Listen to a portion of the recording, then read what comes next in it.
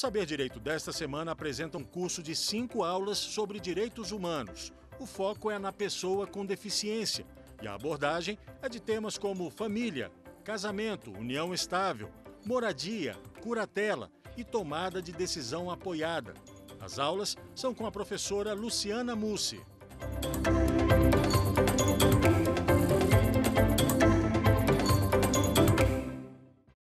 Olá, eu sou a professora Luciana Mussi e este é o nosso terceiro encontro onde trabalharemos as questões afetas a direitos e deficiência.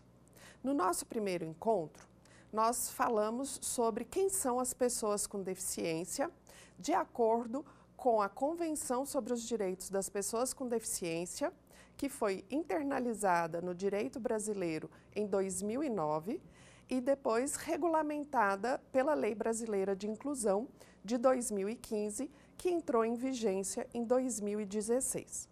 Vimos nesse primeiro encontro que houve uma ampliação e uma maior abertura sobre a concepção que está sempre em construção e movimento e transformação sobre o que seja deficiência e, portanto, quem são ou quem pode ser considerado pessoa com deficiência. Nós vimos também, neste primeiro encontro, que o capacitismo é uma forma de discriminação praticada por pessoas, entre aspas, consideradas normais, em relação às pessoas com deficiência em sentido amplo.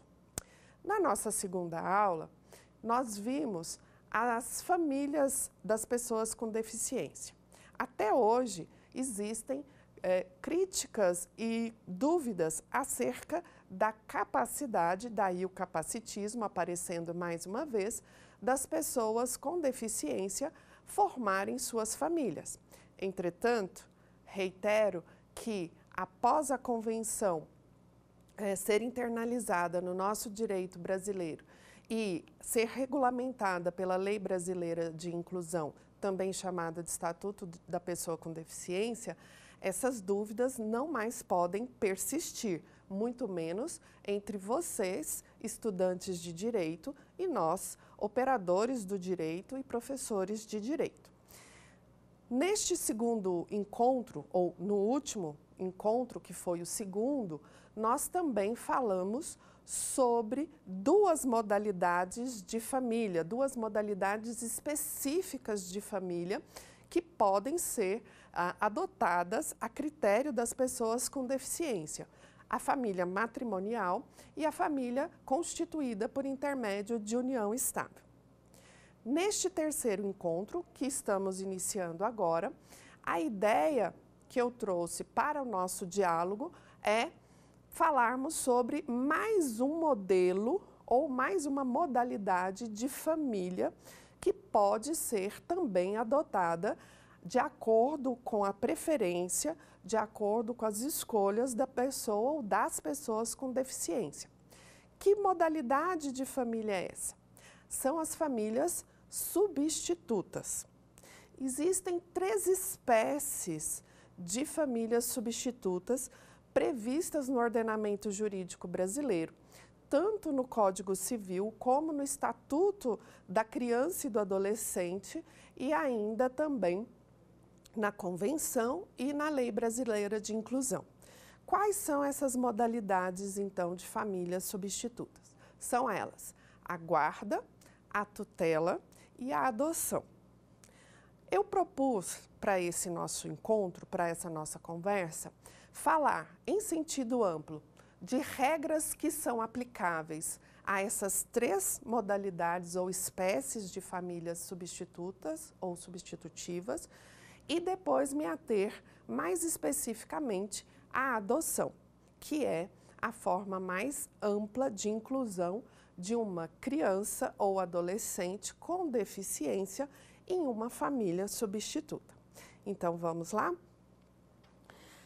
Como eu disse, inicialmente, o meu propósito é falar de diretivas ou diretrizes, gerais para a inclusão em família substituta de crianças e adolescentes com deficiência, de modo a que essa inclusão, de que essa modalidade de assistência tenha maior efetividade. Então, a primeira dessas diretrizes é a oitiva da criança ou do adolescente e o consentimento do adolescente a ser colhido em audiência. Então, vejam, não raro nós não consideramos, nós não ouvimos a opinião das crianças e ou dos adolescentes, de modo geral. A criança e o adolescente, quer tenha deficiência, quer não tenha, ele tem o direito de ser ouvido e de fazer respeitar a sua opinião. Dessa mesma forma, a criança e o adolescente com deficiência também deve ter o seu direito a ser ouvido e, em se tratando de adolescente, não só em ser ouvido, mas também em consentir de modo expresso com a sua colocação ou não, né, ou dissentir com a sua colocação em uma família substituta, quer na modalidade de adoção, quer de tutela, quer de guarda. Então, a oitiva, ou seja, conhecer a opinião da criança sobre essa modificação de família, vai se dar de acordo com o seu grau de desenvolvimento físico, psíquico e social. E de acordo também com o seu modo de comunicação, caso ela tenha alguma deficiência que impacte na sua comunicação. Cabe ao Estado, cabe ao Poder Judiciário e cabe à sociedade criar condições para compreender essa opinião e para compreender, conhecer e acatar essa manifestação em se tratando do adolescente. Essa manifestação do adolescente, repito, sobre a sua manutenção ou a sua colocação em família substituta, dar-se-á em audiência com a presença do Ministério Público. Uma segunda disposição geral que envolve a colocação em família substituta é a permanência da criança ou do adolescente com deficiência no âmbito da sua família biológica ou natural, mas considerada como família extensa. O que seria a família extensa? É uma modalidade de família prevista no Estatuto da Criança e do Adolescente e que congrega, para além dos genitores, parentes como avós, tios, irmãos. Então, para se minimizar o impacto negativo já da separação da criança ou das crianças com deficiência em relação aos seus genitores, nós já deveremos buscar, na qualidade de profissionais da equipe psicossocial que fará a avaliação desse candidato a guardião, nós deveremos levar em consideração o grau de afetividade, de vínculo, de apego que existe entre a criança ou entre as crianças ou adolescente e aquele membro da sua família diverso do seu núcleo mais próximo, que são os pais e os irmãos. Nesse sentido, então, a legislação busca garantir a permanência da criança no seio da sua família de origem, também chamada de família natural.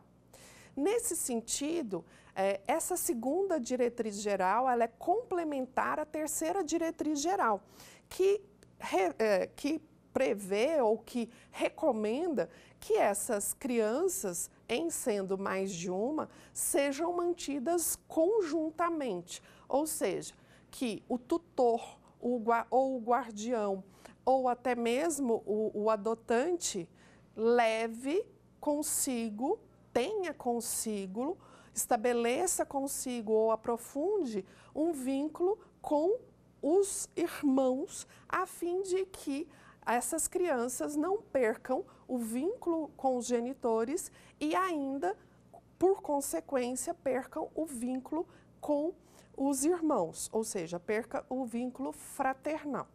Então, essa é uma outra importante diretriz a ser considerada quando se tem uma situação de colocação de crianças ou adolescentes com deficiência em família substituta.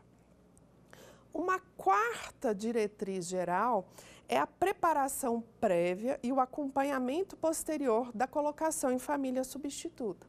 Ora, se uma criança, a recepção, o acolhimento, né, o cuidado de uma criança como membro de sua família já é necessário, né, já requer uma série de preparações, uma criança ou mais de uma criança com deficiência e que vai ser acolhida, ou que será acolhida, ou que será adotada, que será tutelada, ela precisa que a sua singularidade, que as suas necessidades específicas sejam devidamente atendidas por essa pessoa ou por essa família que a está trazendo, né, para o seio da sua pequena comunidade, da sua comunidade familiar. Então, em razão disso e objetivando o seu melhor interesse e a sua proteção integral, é que o judiciário, por meio das equipes psicossocial multiprofissionais, né, vai então buscar fazer a orientação, a preparação desses candidatos e o acompanhamento desse processo de inclusão em família substituta. Uma quinta diretriz geral é a observância das peculiaridades da criança ou do adolescente indígena ou quilombola. Ora, nós sabemos que são culturas muito específicas e culturas específicas protegidas constitucionalmente e que, portanto, devem ser respeitadas, mesmo que nos causem estranheza ou que não nos apresentem corretas, adequadas, de acordo com a nossa visão de pessoas, entre aspas, civilizadas. Sobretudo, algumas práticas de infanticídio que ainda são mantidas por tribos e etnias brasileiras com relação a crianças com deficiência. O que a gente tem é um processo de acompanhamento e de busca de conscientização, de orientação, feito por equipes da FUNAI, feitas por profissionais especializados, com o intuito de evitar que esses infanticídios contra crianças indígenas com deficiência ocorram e que, se necessário, essas crianças venham a ser colocadas em famílias substitutas. Famílias substitutas essas que, para garantir o direito à manutenção e à permanência e acesso à sua cultura, deve também buscar, dentre os pretendentes a tutores, adotantes ou ainda guardiões, pessoas que tenham também, sejam de alguma etnia indígena.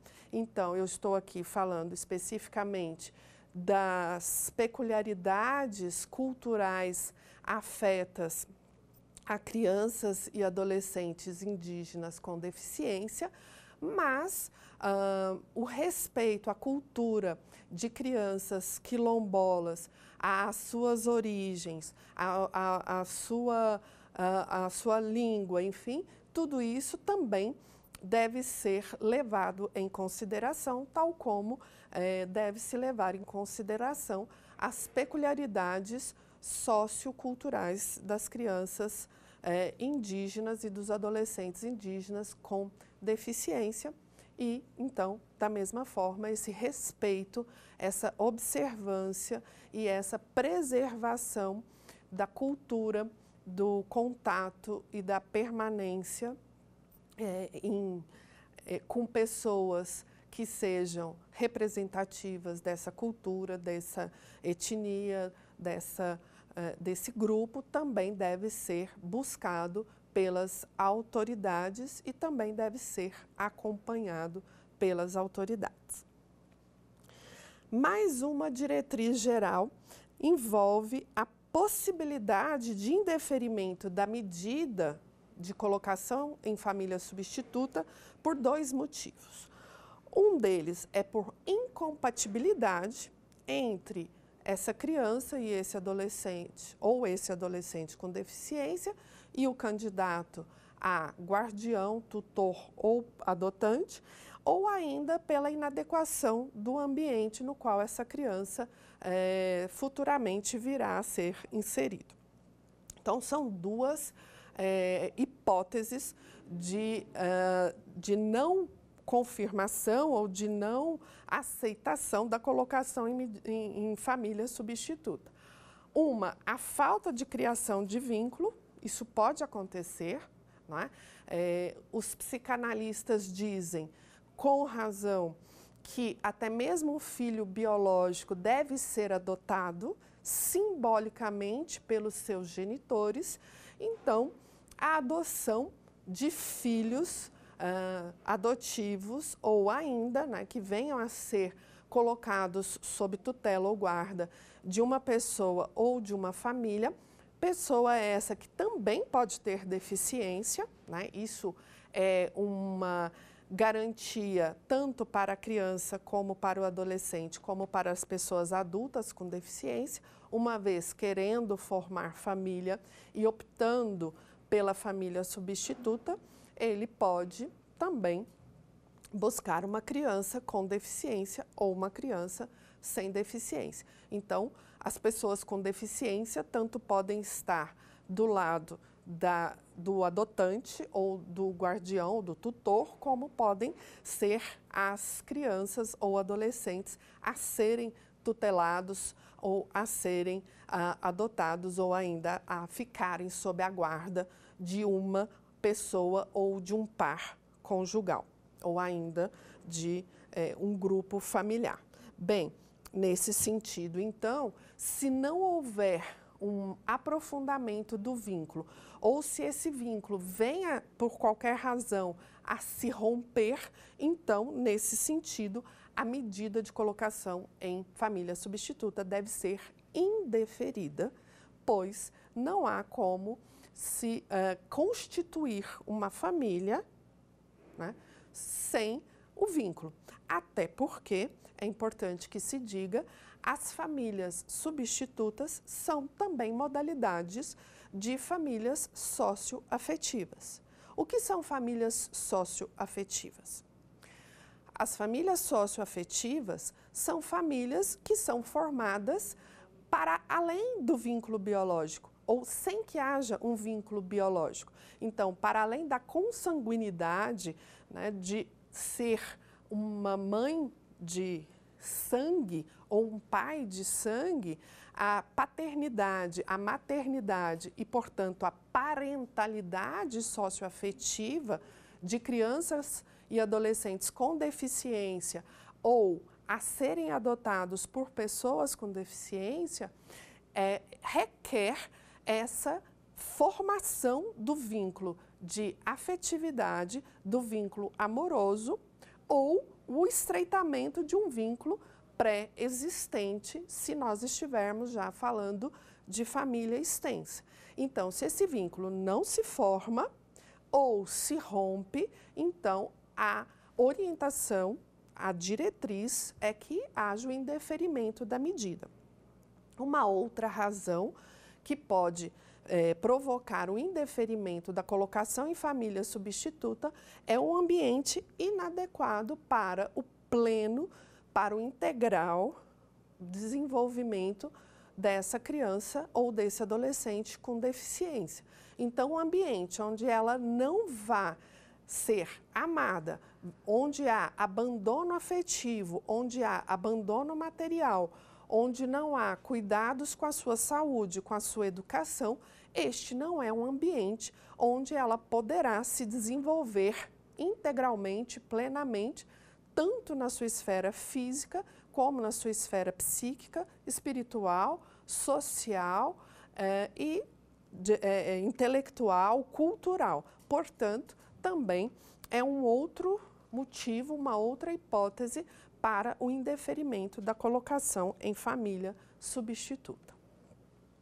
Inadmissível, né? Isso é outra diretriz geral, uma outra orientação geral importante em relação à colocação em família substituta, é inadmissível que este tutor, que esse guardião ou que esse adotante transfira, né, a responsabilidade, os cuidados dessa criança com deficiência ou desse adolescente com deficiência para terceiros, sejam pessoas físicas ou jurídicas, como instituições de abrigos, sem que haja o conhecimento, sem que haja a formalização dessa situação junto ao Poder Judiciário. Isso é algo que é proibido por lei. Não se pode admitir, não se pode realizar esse tipo de modificação. Nós estamos lidando com pessoas e pessoas que podem, inclusive, se encontrar em situação de vulnerabilidade e, portanto, elas não podem ser submetidas a novas situações de abandonos, a revitimização por conta de falta de comunicação ou por despreparo dessas pessoas que se colocaram à disposição para cuidar das crianças ou de adolescentes com deficiência. Uma outra diretriz importante que talvez cause estranheza em razão de haver um senso comum em relação a isso é a excepcionalidade da adoção internacional. Ora, a colocação em família substituta, ela é uma medida excepcional. Se a colocação em família substituta é uma excepcionalidade, a colocação em família substituta estrangeira, que vai implicar em ruptura com os seus laços culturais, com seus laços sociais, é uma excepcionalidade maior ainda. E, portanto, né, diversamente do que pode parecer a muitos, a adoção internacional, então, deve ser uma medida buscada apenas em caráter muito residual e, repito, excepcional. Por fim, quer seja a guarda, quer seja a adoção, quer seja a tutela, essas colocações, né, essas espécies de colocação em família substituta, elas requerem uma formalização, inclusive para proteger as crianças e os adolescentes com deficiência, pois o seu interesse, o seu melhor interesse é o que deve estar sempre à frente dessas medidas. Então, isso tudo deve ser feito perante as autoridades, perante o Poder Judiciário, perante registro em cartório. Bom, como eu disse, essas são diretivas ou diretrizes gerais que valem para as 3 espécies de colocação em família substituta, que são a adoção, a guarda e a tutela.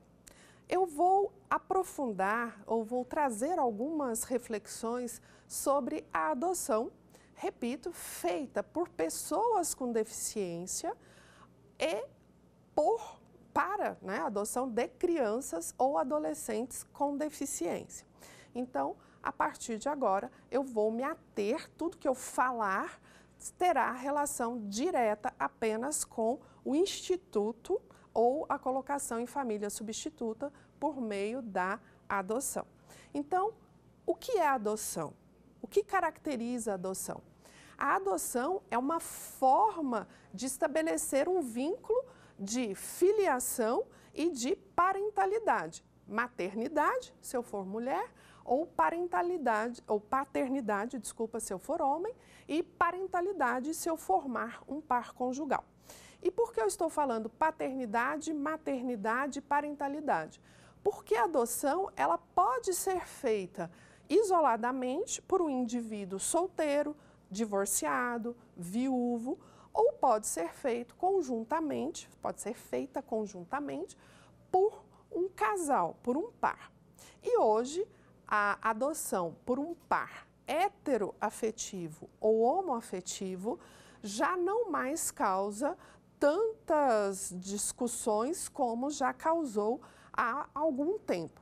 Então, a adoção pode ser feita por uma única pessoa, solteira, viúva, divorciada, e pode ser feita por um par conjugal, homo ou heteroafetivo, com ou sem deficiência, um deles com deficiência, ambos com deficiência.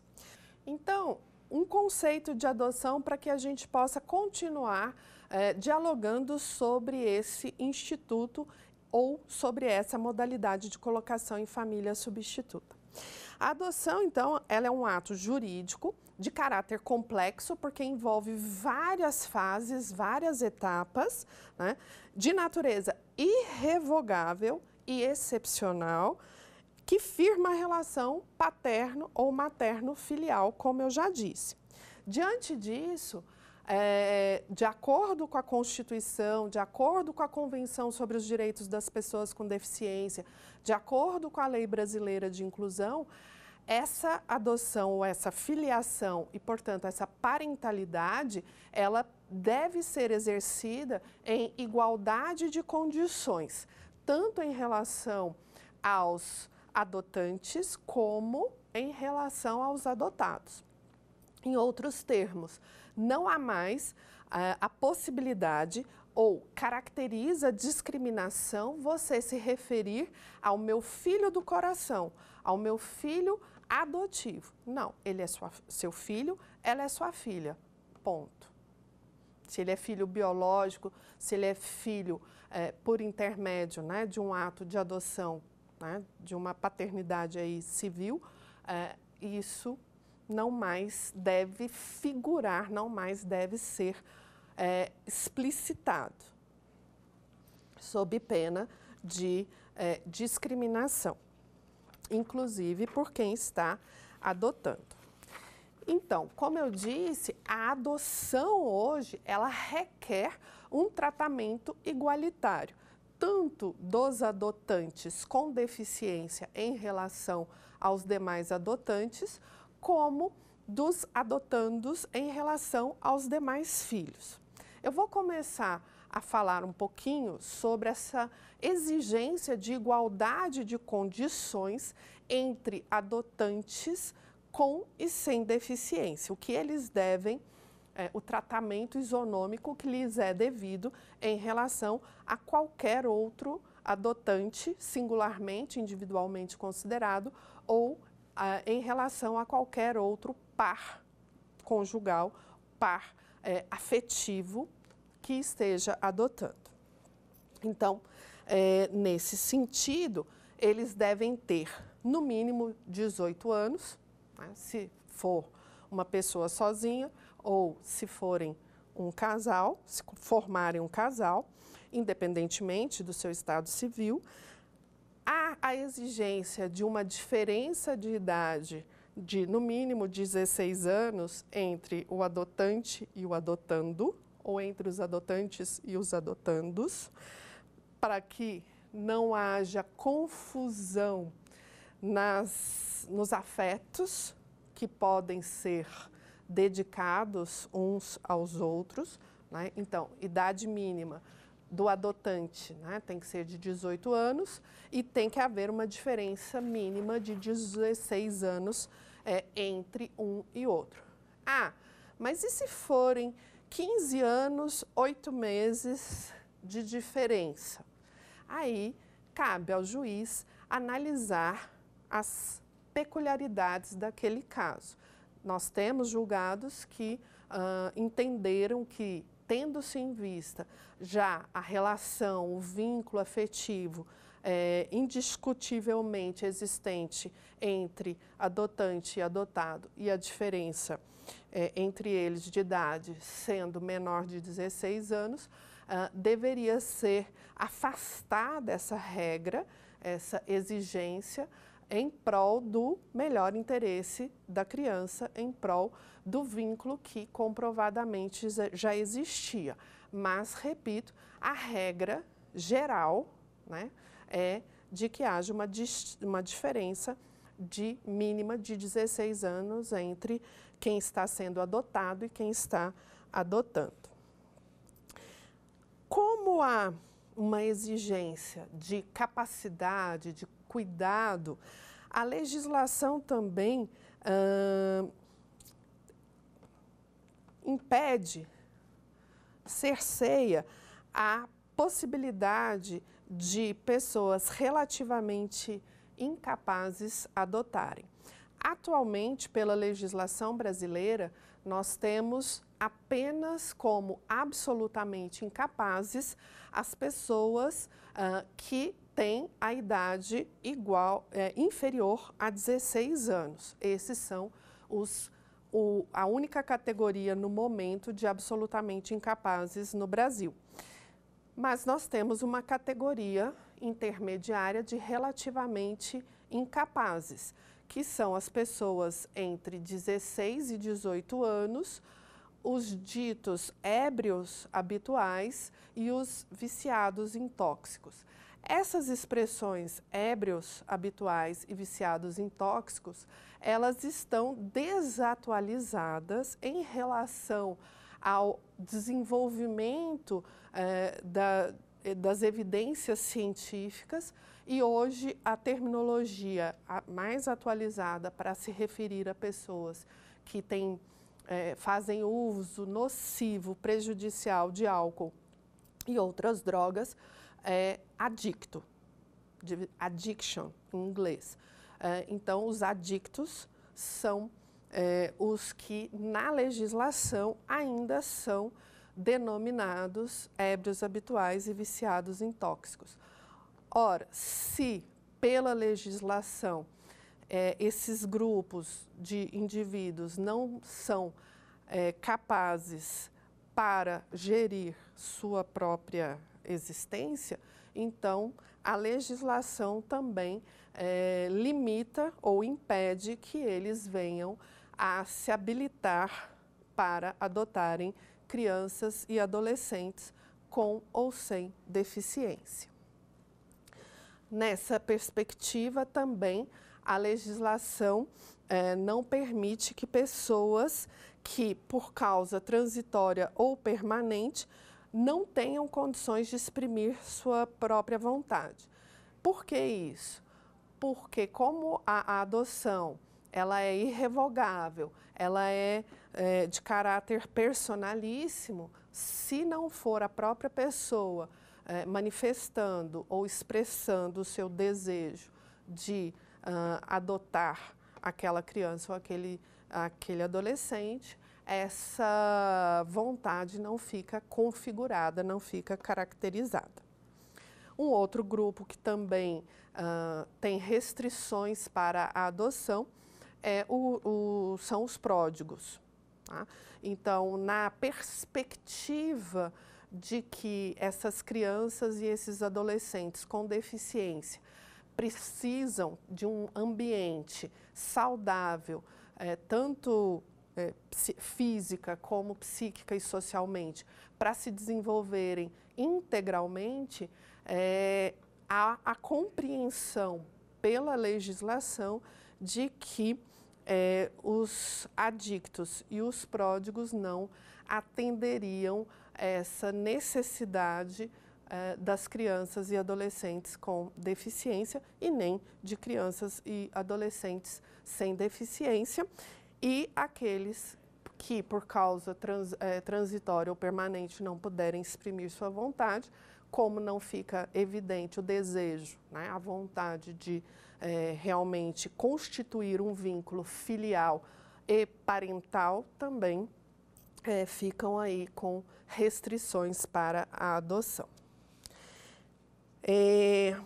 nós temos, então, como já dito aqui, uma reflexão inicial sobre o tratamento juridicamente igualitário, formalmente igualitário, entre pessoas com e sem deficiência candidatas à adoção.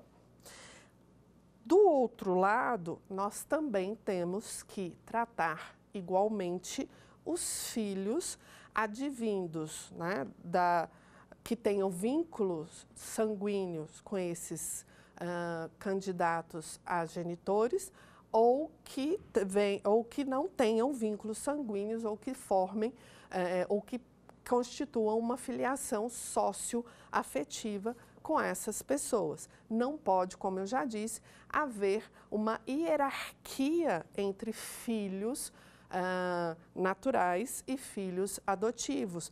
Não pode haver uma hierarquia ou uma discriminação negativa entre filhos adotivos com deficiência e filhos naturais com ou sem deficiência. A partir do momento que eu recebo essa pessoa no meu seio familiar, ela é minha filha, meu filho e ponto.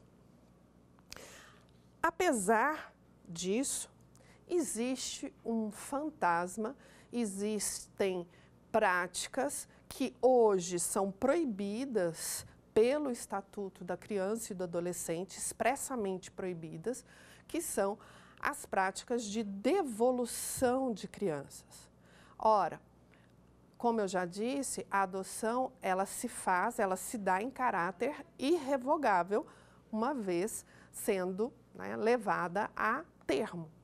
Se ela é em caráter irrevogável, eu não posso coisificar, eu não posso reificar a criança adotada ou o adolescente adotado, ou as crianças, né, se forem vários irmãos, 2 ou mais crianças ou adolescentes, eu não posso devolvê-los como se fossem uma mercadoria estragada.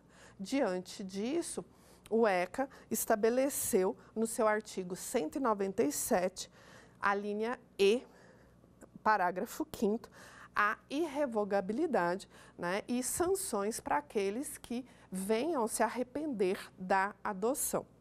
Ora, isso é reificar o ser humano, isso é reviver, fazer com que haja uma nova violência praticada contra essas crianças e esses adolescentes, especialmente os que nós estamos tratando aqui, que são crianças e adolescentes com deficiência. Essa prática não é admissível para qualquer criança, para qualquer adolescente, e também não é admissível para crianças e adolescentes com deficiência.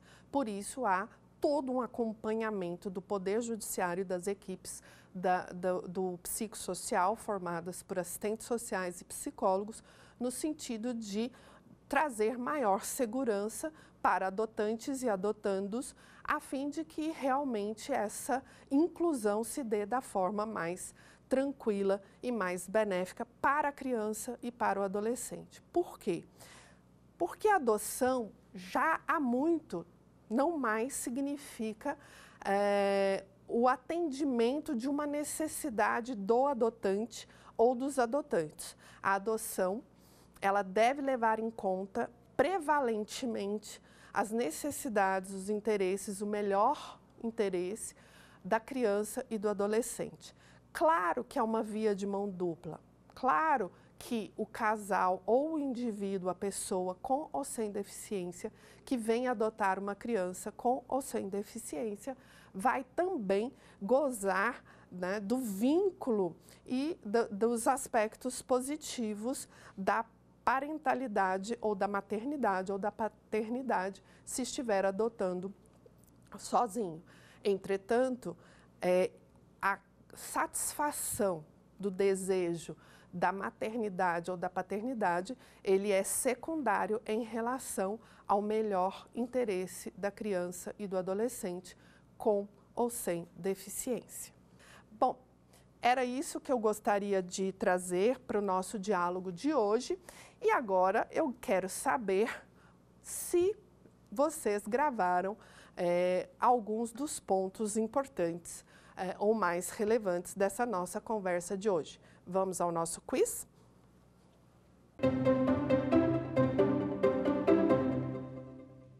Sobre guarda, tutela e adoção, é incorreto afirmar que, letra A, os Estados partes da CDPD, lembrando, Convenção sobre os Direitos da Pessoa com Deficiência, assegurarão os direitos e responsabilidades das pessoas com deficiência relativos à guarda e adoção de crianças ou instituições semelhantes, caso esses conceitos constem na legislação nacional. Letra B. Em caso de tutela, guarda ou adoção, prevalecerá o superior interesse da criança com deficiência. Letra C.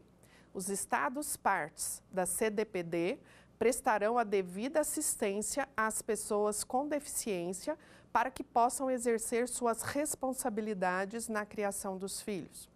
E letra D.